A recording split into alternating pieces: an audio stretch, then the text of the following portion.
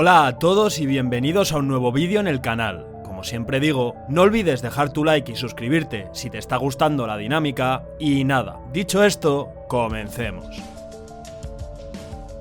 Algún día surgirá del cerebro de la ciencia una máquina o fuerza tan temible en sus potencialidades, tan absolutamente aterradora, macabra, que incluso el hombre se horrorizará y abandonará la guerra para siempre, predijo el ingeniero e inventor Thomas Alva Edison hace más de un siglo. Hasta ahora, ni siquiera el desarrollo de armas nucleares, que se rige por una estrategia específica de control de armamentos, ha logrado cumplir la profecía de Edison. En esta ocasión, toca hablar de cómo será la guerra futura y cómo actuará la inteligencia artificial y otros factores en ella, pues ahora nos encontramos en la cúspide de una nueva era, la guerra impulsada por la IA, en la que los combatientes disponen de los medios para desplegar en la batalla máquinas asesinas totalmente autónomas. La aparición de la IA armamentística aún no ha dado lugar a un consenso sobre cómo limitar su uso. En su lugar, China se ha embarcado en una carrera armamentística para desarrollar armas controladas por inteligencia artificial, en la que Estados Unidos y sus aliados están ahora decididos a competir. Por su parte, el presidente de Rusia, Putin, ha dejado claras sus intenciones al declarar que quien lidere esta esfera gobernará el mundo. Al mismo tiempo, entra en juego otra tendencia, llamada la militarización de todo, del experto en Rusia Mark Galeotti, quien ilustra claramente la migración de la guerra hacia escenarios más sombríos como la cibernética, la desinformación y el crimen organizado. Calificada de guerra híbrida, subumbral o de zona gris, es la tierra de nadie entre las relaciones pacíficas y el combate formal. Hace ya 2 años, mientras los aliados de la OTAN se preparaban para la ofensiva final ucraniana sobre el Donbass y la posible intervención militar rusa, que fue al final lo que ocurrió, Moscú ya había sido acusada de utilizar múltiples medios para desestabilizar e intimidar a Kiev para evitar este conflicto. En esta nueva guerra, los adversarios utilizan la cibernética, la desinformación, el crimen organizado y las herramientas de la Laufare para desgastar sus objetivos de forma sutil, insidiosa y a menudo negada. Se trata de una extraña democratización de la guerra en la que gobiernos, grupos terroristas e incluso empresas pueden recurrir a apoderados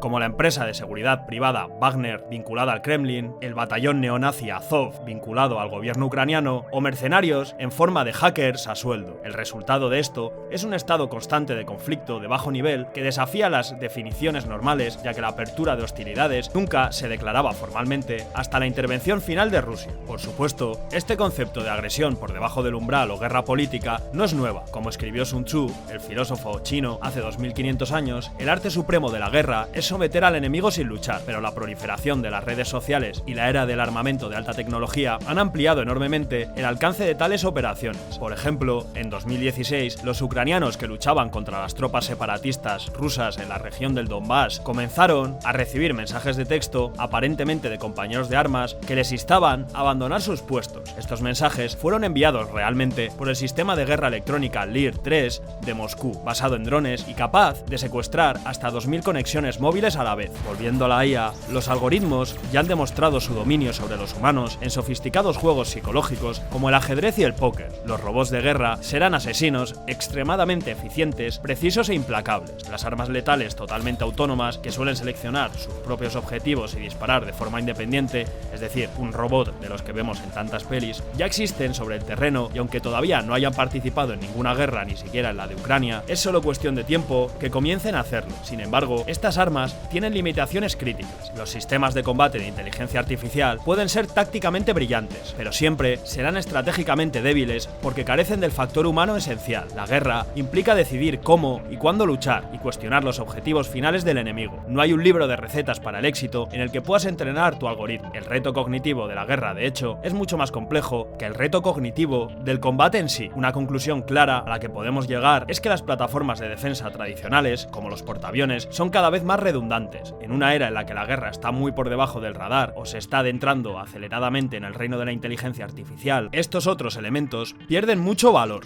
Muchos gobiernos se muestran escépticos ante la posibilidad de prohibir o restringir el uso de armas de inteligencia artificial. De hecho, la proliferación nuclear es más fácil de vigilar porque suele haber un rastro de radioactividad sospechosa que seguir, como pruebas de cohetes, explosiones subterráneas y centros de enriquecimiento llamativos. Ninguno de estos factores es válido para las armas de inteligencia artificial. Los estados consideran que los robots y los drones son demasiado útiles para pensar en prohibirlos. futuro. Y en cualquier caso, la regulación es casi imposible cuando todavía hay tanta incertidumbre sobre lo que esta tecnología puede hacer realmente. Por otro lado, vamos a explicar una serie de tendencias importantes en asuntos militares que guiarán la guerra futura y nos permiten comprender cómo sigue evolucionando el carácter de la guerra. Por un lado, tenemos a los contratistas militares privados. La externalización de funciones militares a empresas privadas también podrá aumentar en el futuro, como ocurre con el grupo Wagner. Estas compañías podrían proporcionar servicios de seguridad, logística y gestionar gran parte de los conflictos, lo que podría cambiar la dinámica de las fuerzas armadas convencionales, aunque en el caso de Wagner, finalmente han sido absorbidos por el propio ejército ruso.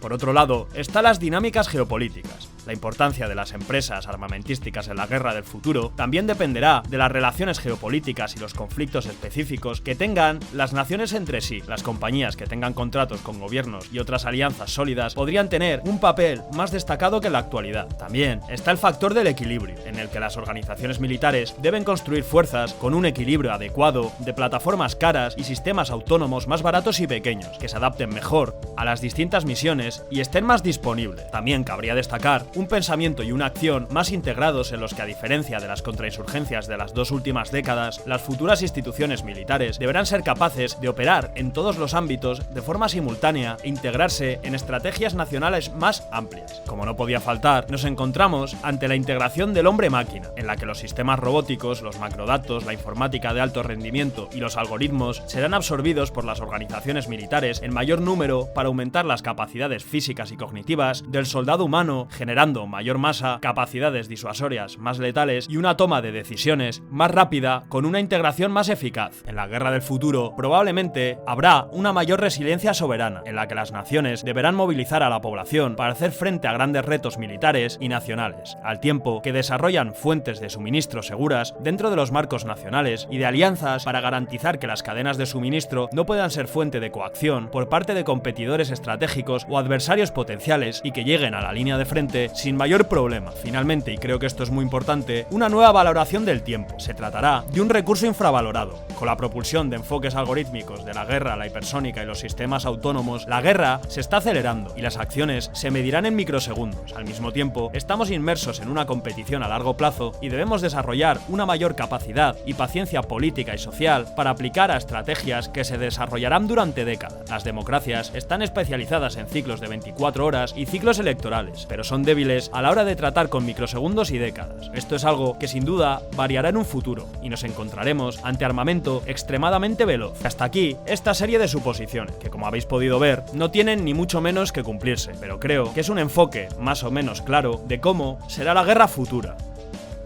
Y hasta aquí el vídeo, espero que os haya gustado y nada, no olvides dejar tu like y suscribirte y eso, nos vemos en la próxima.